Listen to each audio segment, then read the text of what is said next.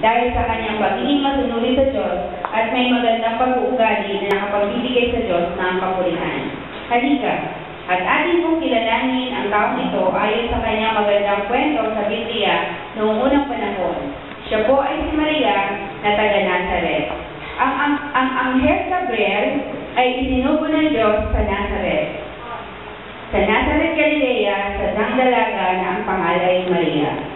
Siya ay nakatakdang ikasal kay Jose, isang lalaki, buhat sa libing ni Haring David. Paglapit ng anghel sa kinaroroonan ng dalaga, binati niya ito. Matuwa ka. Ikaw ay kalugod-lugod sa Diyos. Sumainyo ang Panginoon. Nagulumihanan si Maria sa gayong pangungusap at inisip niyang mabuti kung ano ang kahulugan niyon. Huwag kang matakot, Maria, sapagkat kinulungan ka ng Diyos. Makinig ka, ikaw ay maglilihi at manganak ng isang lalaki at siya'y tatawagin mong Jesus. Magiging dakila siya at tatawagin anak ng kataas-taas. Ibibigay sa kanya ng Panginoong Diyos ang trono ng kanyang amang si David. Maghahari siya sa kanyang magpakailanman at ang kanyang paghahari ay walang hanggan. Paano mangyayari ito? Kayong ako'y dalaga. Bababa sa iyo ang Espiritu Santo at lilimang ka ng kapangyarihan ng kataas-taas. Kaya't banal ang ipapanganak ko at tatawagin ka na ng Diyos. Natatandaan mo ang iyong kamag-anak na si Elizabeth? Alam ng lahat na siya'y pao, ngunit naglihi siya sa kabila ng kanyang katandahan. At ngayon, ika-6 na buwan na ng kanyang pagdadalagao, sapagkat walang hindi mapangyayari ang Diyos. Ako'y alipin ng Panginoon. Mangyari sa akin ang iyong sinabi. At nilisan siya ng anghel. Hindi nagtagal at si Maria ay nagmamadaling pumunta sa isang bayan sa kabululan ng Juda. Pagdating sa bahay ni Zacarias, binati niya si Elizabeth. Nang marinig ni Elizabeth ang bati ni Maria, naggagalaw ang sanggol sa kanyang tiyan. Nabuspos ng Espiritu Santo si Elizabeth at buong galang na sinabi, Pinagpala ka sa mga babae, at pinagpala rin ang dinadala mo sa iyong sinabuhimugan. Sino ako upang dalawin ang ina ng aking Panginoon? Sapagkat pagkarinig ko ng iyong bati ay nagagalaw sa tuwa ang sanggol sa aking silang. Mapalad ka, sapagkat nananalig kang matutupad ang sinasabi sa iyo ng Panginoon. Umawit si Maria ng dakilang handog, buong galang siyang nagpuri sa Diyos. Salamat, Panginoon, ang puso ko ay nagdiwang. Tingin mo ang hiling ang awit ng magsamba, alay sa'yo, alay sa'yo, ako'y mapupuri sa banal mong kaharian. Ang iyong kagandahan ay aking harian. Sumarating ka, itataas kita. Nang panahong iyon, inuutos ng Emperador Augusto na magpatala ang lahat na nasasakupan ng Imperyo ng Roma. Ang unang pagpapatalang ito ay ginawa ng Serenelio, ang gobernador ng Syria. Kaya't umuwi ang bawat isa sa sariling bayan upang magpatala. Mula sa Nazaret, Galilea, si Jose pumunta sa Bethlehem, Judea, ang bayang sinilangan ni Haring David. Sapagkat siya'y mula sa angkan at dahil ni David, kasama niyang umuwi upang magpatala si Maria sa kanyang magiging asawa na nooy kagampan. Samantalang naroon sila, dumating ang oras ng panganganak ni Maria. At isinilang niya ang kanyang panganay at ito'y lalaki.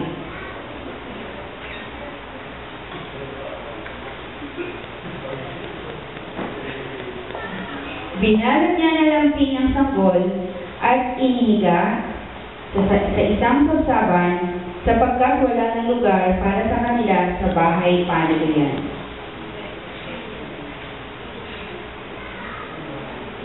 Nagpakita rin ang anghel sa mga pastol. Nagpakita rin ang mga anghel sa mga pastol upang ibalita ang magandang balita at ito'y matatagpuan nila ang sanggol na nakabalot ng lambing at nakahiga sa sabsaban. Kaya sila'y pumunta para hanapin ang bata.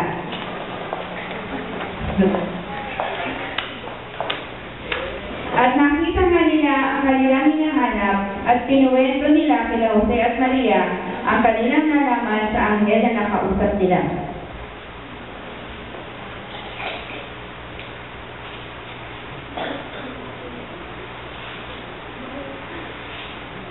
Umalis ang mga pastol na nagpuri sa Diyos.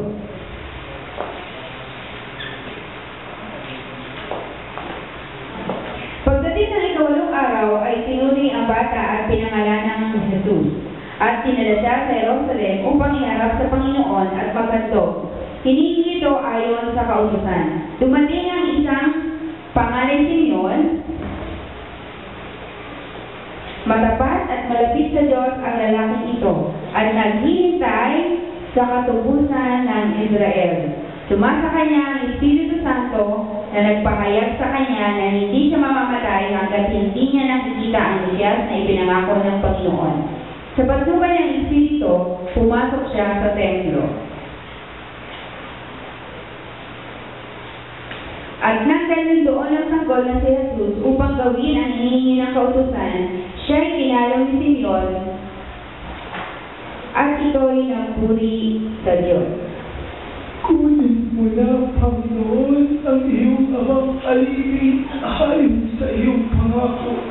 Ihamang nakita na ng aking mga mata ang iyong pagliligtas na inihanda mo para sa lahat ng bansa. Liwanag itong tatanglaw sa mga tintin at magbibigay karangalan sa iyong bayang Israel. Namangha ang ama't ina ng sanggol dahil sa sinabi ni Simeon tungkol sa kanya at kinausap ni Simeon si Maria. Tandaan mo, ang batang ito'y nakatalaga sa ikapapahama o naliligtas ng marami sa Israel. Isang tanda mula sa Diyos, ngunit napamaki ng marami. Kaya mahahayag ang kanilang iniisip. Dahil diyan, ang iyong puso ay para na rin tinarakan ng isang balaraw. At lumapit din ang isang propetang babae na ang pangalay Ana. Anak ni Manuel, siya'y isang balo at napakatanda na at lagi lang sa templo ng Diyos upang sumamba. At ng oras ni iyon ay nagpasalamat siya sa Diyos at nagsalita rin tungkol kay Jesus. Sa lahat na naghihintay sa pagpapalaya ng Diyos sa Jerusalem. Nagbalik sila sa Nazareth. At sila ay bumalik sa kanilang bayan sa Nazareth, Galilea. Ang bata ay lumaking malakas, marunong at kalugod-lugod sa paningin ng Diyos. At nang 12 taon na siya, pumaroon sila, gaya ng kanilang ginagawa taon-taon, ay nagpupunta sila sa Jerusalem. Nagpaiwan si Jesus sa Jerusalem, ngunit hindi ito napansin ng kanyang mga magulang. Sa pag-aakala nila na si Jesus ay kasama ng isa, nagpatuloy sila sa paglalakbay at nang malaman nila hindi siya kasama, siya'y hinanap nila sa kanilang kamag-anak at kakilala. Hindi siya nila natagpuan, kaya bumalik sila sa Jerusalem upang doon hanapin. At nang ikatlong araw, natagpuan nila si Jesus sa loob ng templo, nakaupo kasama ng mga guro. Nagtaka rin ang kanyang mga magulang na siya'y makitang sinabi ng kanyang ina, Anak, bakit yung ganyan ang ginawa mo sa amin? Balikan mo sana kami ng iyong ama sa paghahanap sa iyo. Bakit ko ninyo ako hinahanap? Di ba ninyo alam na ako ay dapat na nasa bahay ng aking ama? ngunit hindi nila naunawaan ang pananalitang ito. Siya'y umuwi kasama nila sa Nazareth at naging isang masunuring anak. Ang lahat ng bagay na ito ay iniingatan ng kanyang ina sa kanyang puso.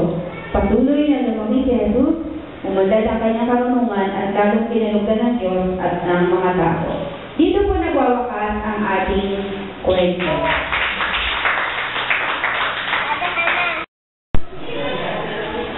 Sinabi sa kanya, magbangon ka.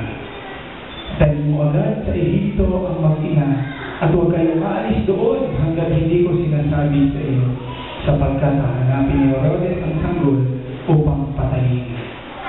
Nagpaalam na ang anghel sa kanilang mga kasalanan.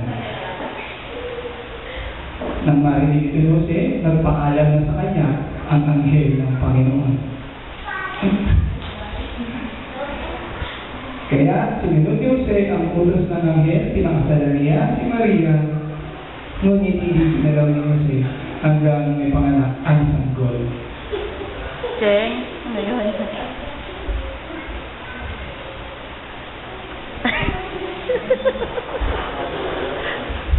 Totoo, kasama na sa bibig ni Michelle.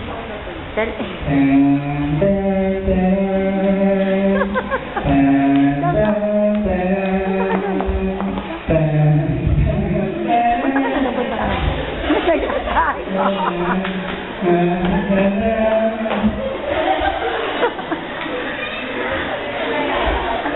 Asa na kayo? Pagkatapos ng mga pangyayari yun, dumalaw sa kanila ang